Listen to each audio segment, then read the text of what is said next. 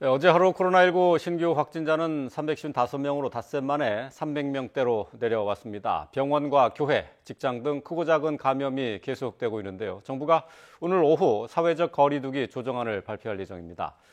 관련된 내용 김윤 서울대 의대 의료관리학과 교수와 함께 짚어보겠습니다. 안녕하십니까? 안녕하십니까? 예, 오늘 355명 확진자 수가 지난 27일에 559명까지 올라갔었는데 네. 조금씩 좀 줄어드는 추세를 보이고 있어요. 이게 추세를 반영하는 건지 네. 아니면은 주말이어서 네. 이 검사 인원이 줄어서 그런 건지 네. 판단이 쉽지 않을 것 같아요. 오늘 발표된 어제 확진자 수는 주말 효과가 있는 것 같고요. 왜냐하면 네. 검사량이 한 절반가량으로 줄어들었습니다. 500명대로 올라섰다가 지금 떨어지는 숫자는 그 IM 선교의 감염을 드러내면 예. 전반적으로 400명대 초반, 300명대 후반에 확진자 수가 지속되고 있는 것으로 봐야 될 것 같습니다. 그렇군요. 자, 신규 확진자가 지금 300명 또 400명대를 유지하다가 이번 주에 500명대까지 지난주죠. 500명대까지 올라왔었는데 자, 거리두기 단계 조정안 발표를 앞두고 있는 정부가 고심하고 있는 부분입니다. 잠시 들어보고 오겠습니다. 현재 금주 들어서의 환자 발생 양태가 상당히 해석이 어렵게 증가하는 추이를 보고 있어서 이 부분들이 일시적인 증가 추이에 불과한 것인지 아니면 이 감소세가 지금 다시 증가세로 전환된 것인지에 대한 판단들이 필요합니다. 일요일까지 상황을 지켜보면서 이 판단을 가지고 거리두기 조정안에 대한 결정을 하겠다는 것입니다. 네. 일단 당장 어제 하루 확진자 네. 수는 좀 줄은 것으로 나타났지만은 지금 이제 증가세가 꺾인 건지 아닌 건지 판단하기 좀 쉽지 않은 상황이에요. 이제 네. 이런 상황 속에서 네. 정부 당국에서 이제 거리두기 단계를 완화할 건지 이것은 이제 오늘 오후에 결정할 예정이라고 하는데 네. 쉽지 않은 결정이 나올 것 같아요. 네, 그렇습니다. 그 사회적 거리두기의 효과는 정부가 설정하는 단계도 중요하지만 거기에 국민들이 얼마나 호응하고 참여해 주시느냐가 중요한데요. 예.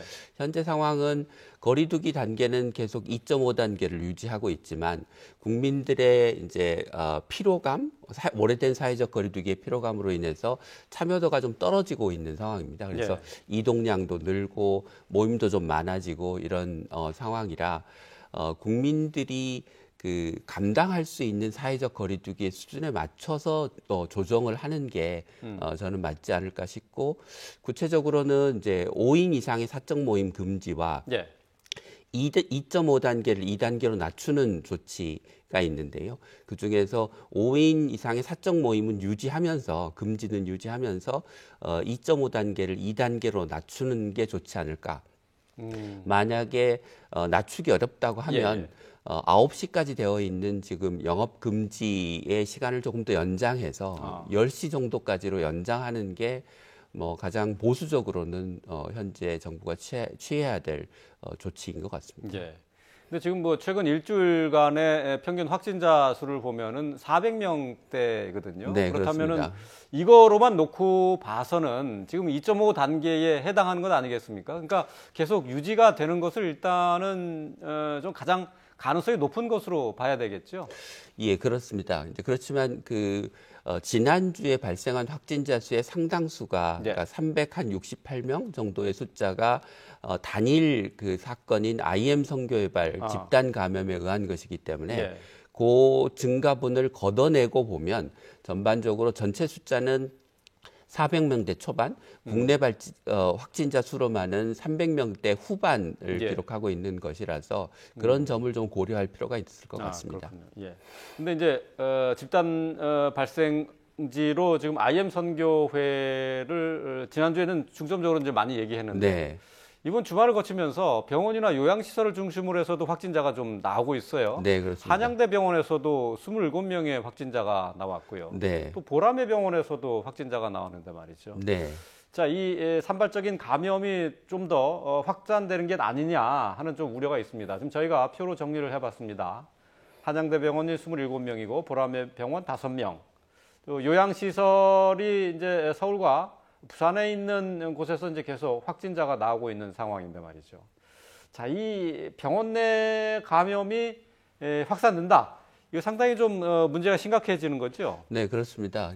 근데 이제 병원이라고 하는 곳이 환자와 의료진이 밀집해서 있는 곳이고 또 면역력이 떨어진 뭐 노인 환자나 만성질환자들이 있는 곳이기 때문에 거기서 감염이 발생하는 것 자체를 근본적으로 막을 수는 없습니다. 예. 근데 감염이 발생하더라도 그게 대규모 감염으로 발생하지 않도록 뭐 한 20명 내외의 확진자 선에서 막을 수 있도록 하는 게 방역의 목표가 돼야 될 것 같고요.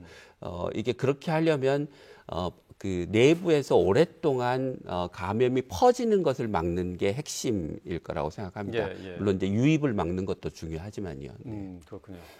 잠시 언급을 해주셨습니다만은 IM 선교 회발 확진자 숫자가 370명 가까이 되거든요. 네. 그런데 이제 다행스러운 것은 추가 확진자가 그렇게 이제 나오지는 않고 있어요. 네. 하지만은 이 종교 시설에 대해서는 방역 수칙을 좀 더 강화해야 되는 것 아니냐 하는 뭐 목소리가 나오고 있습니다. 어떻게 네. 생각하세요?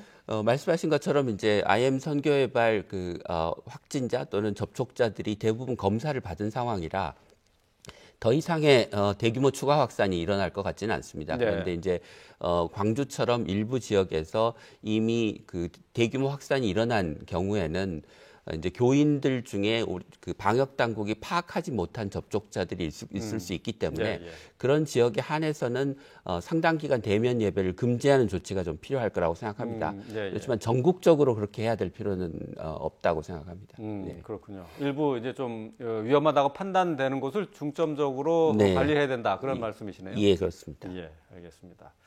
자, 이제 여러 가지 이제 불안 요소가 있긴 있습니다. 근데 무엇보다도 정부에서 주시하고 있는 것은 감염 재생산 지수입니다.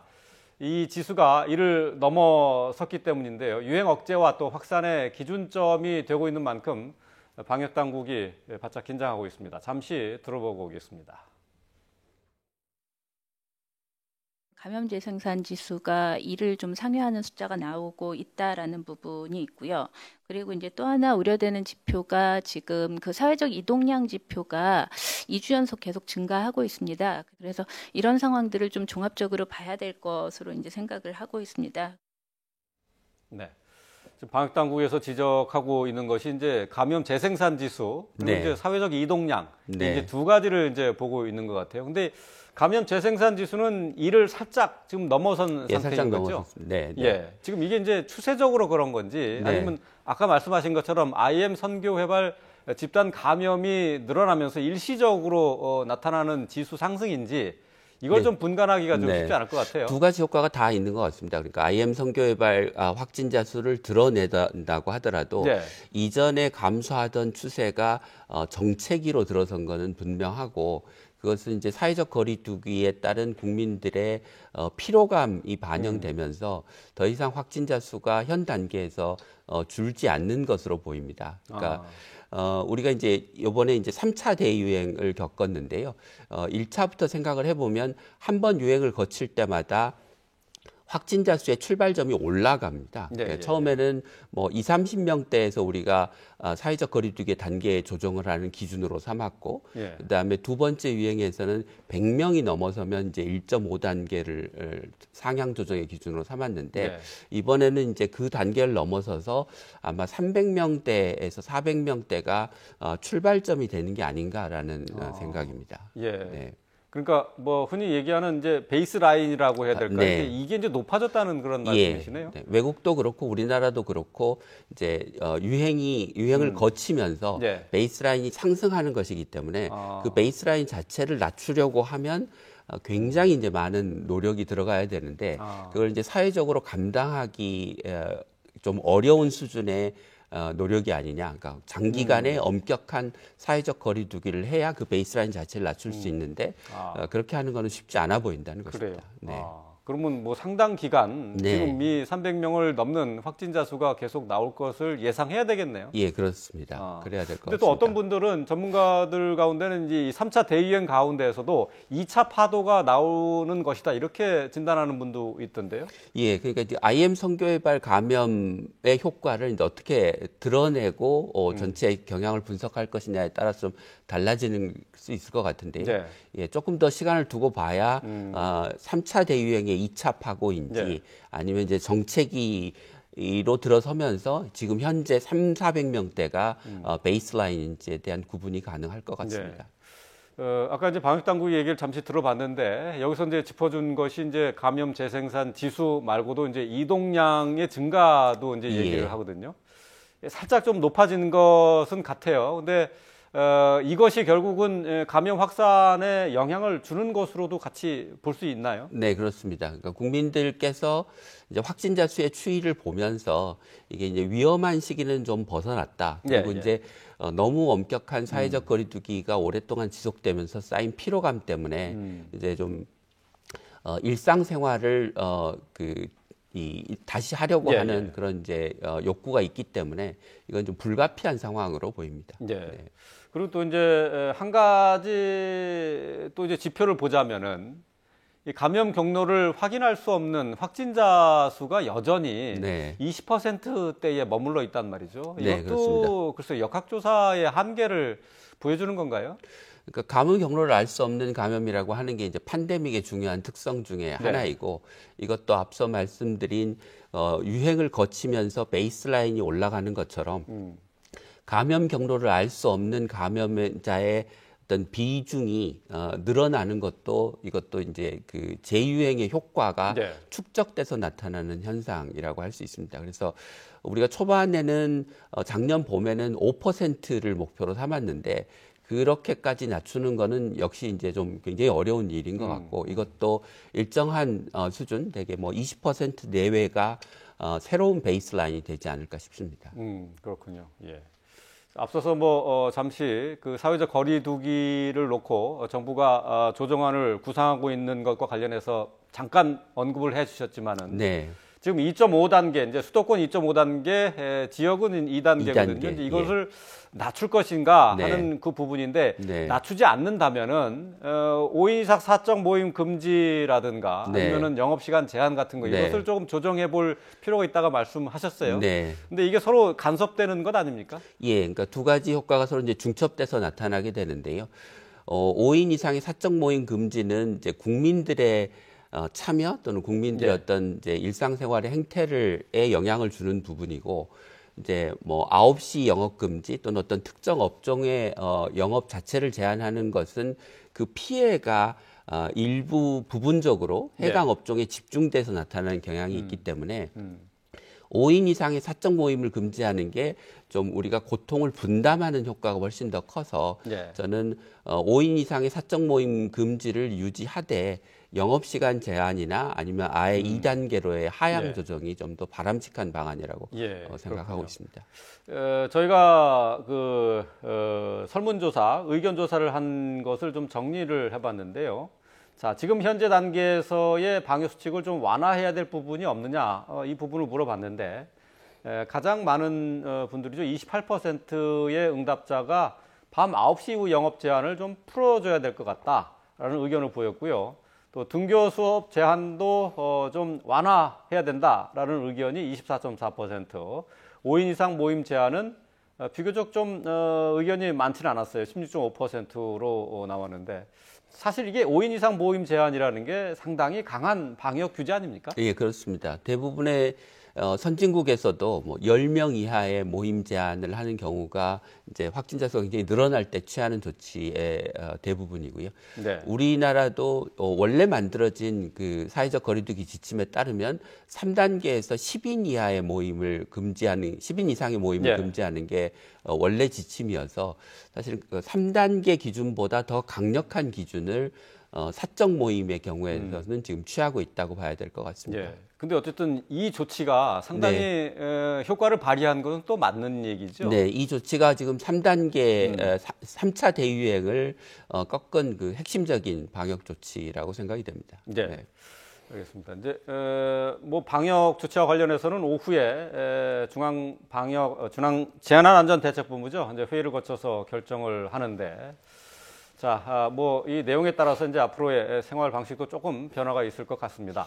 자, 이제 백신 얘기를 좀 해보도록 하겠는데, 우리나라에서는 이제 가장 먼저 맞을 백신으로 아스트라제네카의 백신이 네. 다음 달 이제 접종을 시작한 것이 되지 않겠습니까? 네, 그런데 그렇습니다. 아직 우리나라에서는 이제 승인을 거치지는 않았어요. 근데 네. 오늘 이 검증 자문단이 회의를 하게 됐죠. 예, 그렇습니다. 검증 자문단 이제 회의를 하면서 아마 이제 그 핵심적인 쟁점 중에 하나는 아스트라제네카가 제출한 임상시험 결과에서 그 노인 접종 대상자가 소수밖에 포함되지 않아서 예. 노인에서의 면역 효과가 얼마인지를 구체적으로 입증하지 못했는데 예. 그 부분에 대한 이제 논란이 이어질 것 같습니다. 그래서 그래요? 논의 결과에 따라서 아스트라제네카 백신을 전 인구를 대상으로 해서 접종을 할 것인지 네. 아니면 노인을 제외하고 나머지 인구에 대해서 접종을 하는 것으로 결론이 날 것인지에 관한 부분이 핵심 쟁점이 될 것 같습니다. 네.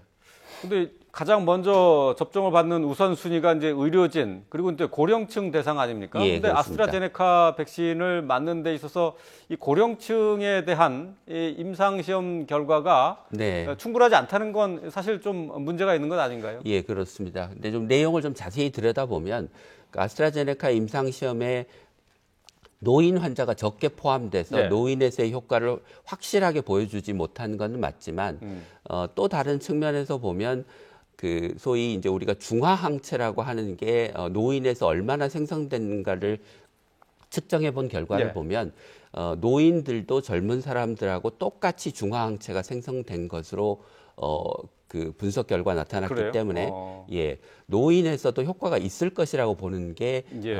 상식적인 판단일 것 같습니다. 그래서 좀 고민되는 부분이 될 것 네, 같은데 왜냐하면은 독일의 예방접종위원회에서 내린 네. 결론이 18세에서 64세까지를 맞추는 것을 원칙으로 하고 고령층에 대해서는 가급적이면 안 맞는 게 좋겠다라고 결론을 내렸거든요. 네, 근데 이제 EU, 유럽의 그 우리로 치면 이제 식약처 같은 곳에서는 네.